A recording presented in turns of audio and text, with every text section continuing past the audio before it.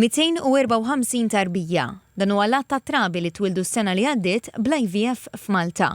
Iċ-ċifri juru li 774 proċedura waslu għal 249 tqala.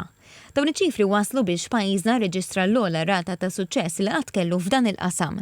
Skont ir-rapport annwali tal-Awtorità għall Protezzjoni tal-Embrijun, fl-2025 saru aktar minn 2000 applikazzjoni għall-approvazzjoni ta' proċeduri tal-IVF, filwaqt li r-rata nazzjonali ta' tqala telet għal aktar minn 57%, żieda ta' aktar minn 11 punt perċentwali fuq is-sena ta' qabel u kważi d-doppju tal-medja Ewropea. Il-Kap Eżekuttiv tal-Awtorità, Simona Tart, spjegat ma' TVM News kif ix-xogħol iżdied b'mod notevoli fis-snin li ilha mwaqfa l-awtorità mill-2013 l-hawn. Fl-2013 kull ma kellna mit-ċiklu. Illum għandna l-fuq minn 700 ċiklu fis-sena.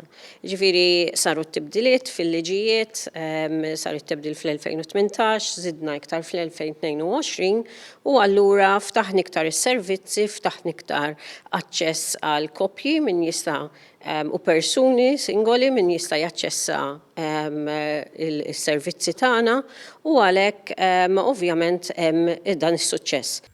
Ir-rapport juri wkoll li r-rata ta' take home baby qabżet il-45%, l-ogħla waħda li qatt ġiet irreġistrata f'Malta, b'riżultati li skont l-awtorità jaqbżu b'mod sinifikanti il-medja Ewropea, kemm fit-trattamenti tradizzjonali tal-IVF kif ukoll f'dawk li jużaw donaturi tal-isperma jew tal-bajt. Issa għandna kważi 1000 tarbija nwildet, nistennew tnejn jitwildu biex nagħlqu l-1000, bissa għandna wkoll 111 tarbija oħra li nistennew jitwildu fix-xhur li ġejjin.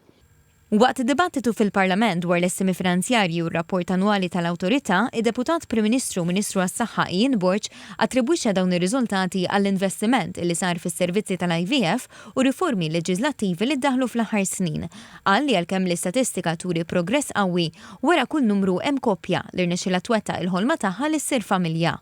Fakar ukoll li fl-ewwel mitjum tal-leġislatura li għaddiet kienu daħlu emendi fil-liġi tal-IVF li introduċew il-PGTM u qal li kif imwiegħed fl-ewwel mitjum ta' din il-leġislatura se titwassal lista ta' kundizzjonijiet ġenetiċi li għalihom jista' jsir dan it-test. Se jkunu jsiru emendi jerġgħu fil-liġi fejn se nkunu qed inżidu iktar niftu iktar il-PGTM li ġie introdott fl-2022 biex se nkunu qed inwessaw iktar il-mardiet li huma mardiet rari u allura iktar ġenituri jistgħu jieħdu s-servizz hawn Malta u nittamaw li jkollna aktar tfal imweldin b'din l-estensjoni.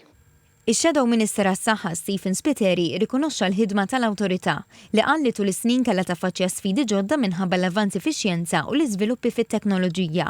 Qal li jrid li kulħadd jaħdem flimkien biex l-Awtorità jkollha l-mezzi kollha possibbli biex twettaq il-ħidma tagħha.